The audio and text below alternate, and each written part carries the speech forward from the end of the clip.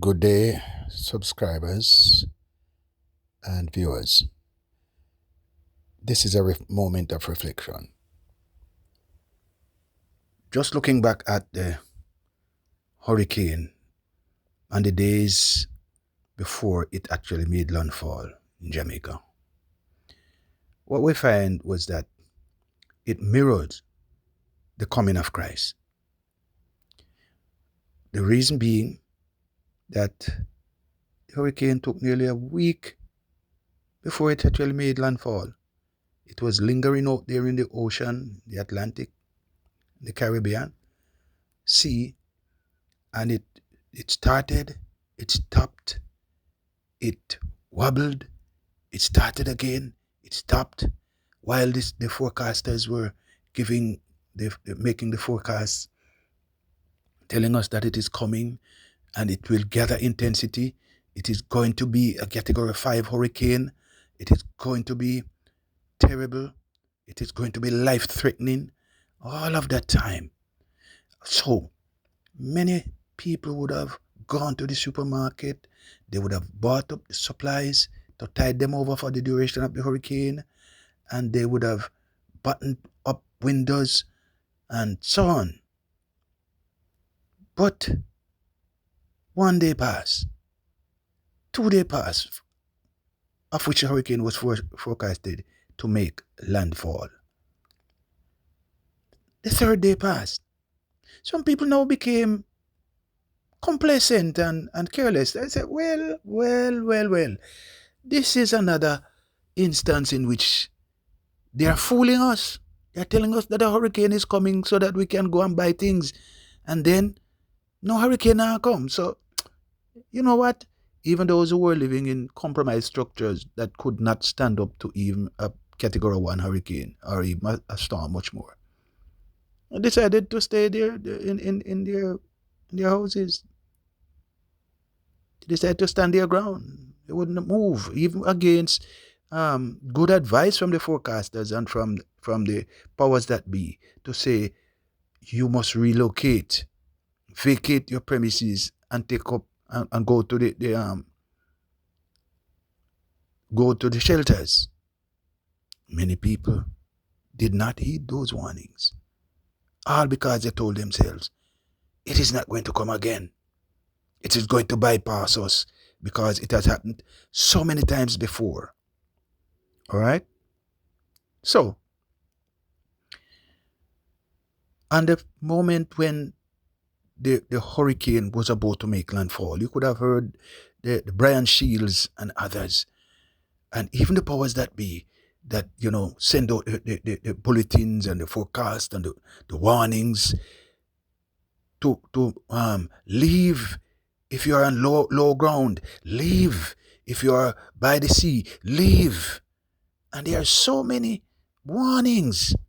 Many people did not heed the warnings, frantically telling how terribly storm would be, the hurricane would be, and how much of a life-threatening system it would be, with storm surges that would surge up to 16 feet or more, and it would be at the higher end of a category 5. If there was another category, then we would have to classify it into that higher category because of the intensity.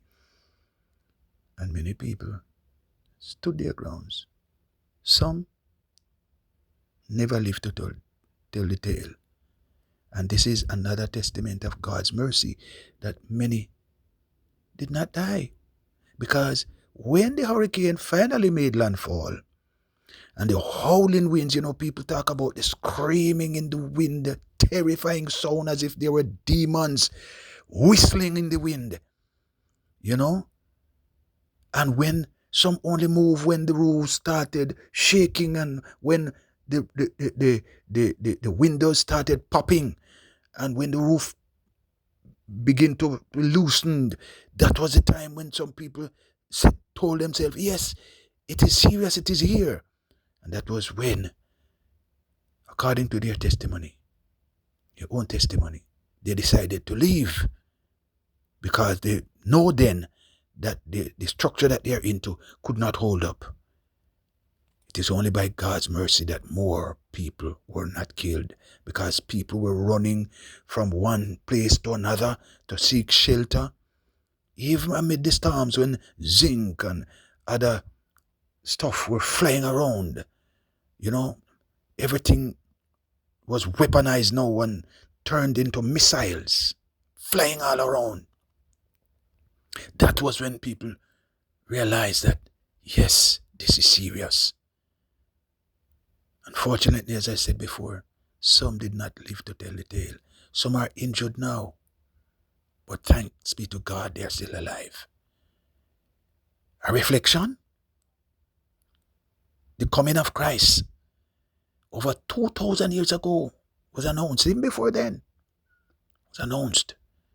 And many people would have told themselves, in 2 Peter 3, the apostle told of those in the last days who would be scoffers to say, where is the promise of his coming?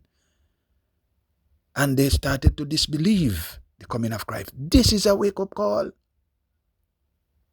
That we use this as a marker. In Jamaica we say, take, sleep, mark, dead. So we use this as a marker that the hurricane lingered for days until it actually did make landfall. Although it seemed as if the coming of Christ is delayed, it is certain and sure. In John 14, 1-3, Jesus Christ himself said, let not your heart be troubled. You believe in God, believe also in me. In my Father's house there are many mansions. If it were not so, I'd have told you. I go to prepare a place for you. And if I go and prepare a place for you, I will come again and receive you unto myself, that where I am, there you may be also. So the certainty in all of this is, he said, I will come again. In Matthew 24, he spoke of the signs of the times. There shall be wars and rumors of wars and famine and pestilence, natural disasters, and we will see signs in the different places of the world. Some would be universal. Yes? So there will be signs in the natural world. Hurricanes and all of these things are signs in the natural world. Earthquakes, he spoke about earthquakes in different places. And one might say, well, there were earthquakes and all of these things happening from time immemorial. But they were not of such great intensity, and they were not so many. In one place earlier this year, over 200 and odd earthquakes shook in one place. So these things are clear warning, just as how the warnings were given of Hurricane Melissa. Yes. So these things are clear warning that the coming of Christ is near. And even more so as we see the things that are happening in the political world, in the economic world, in all of this, we can only tell ourselves that we ought to make our calling and election sure. These are times in which we must wake up and turn to God, give our lives to Him, because He allowed this hurricane to come to this island. He did its damage. He spared many of us out of His mercy because He wants to save us. John 3:16 tells us, for God so loved the world that He gave His only begotten Son, that whosoever believeth in Him should not perish, but have everlasting life. My friends, this is a wake-up call. Who will answer this wake-up call? To turn to God now. Yes, we are in our miseries now. So many of us, because we have lost the roof above our heads. We have lost our livelihoods. But look at it this way. Material things can go, but we have a life to live, don't we? We have a soul to save. We have a heaven to gain and a hell to shun. The choice is yours. The Lord said, I placed two roads before you, life and death. And He have encouraged us to choose life. But the choice is ours as to who will choose.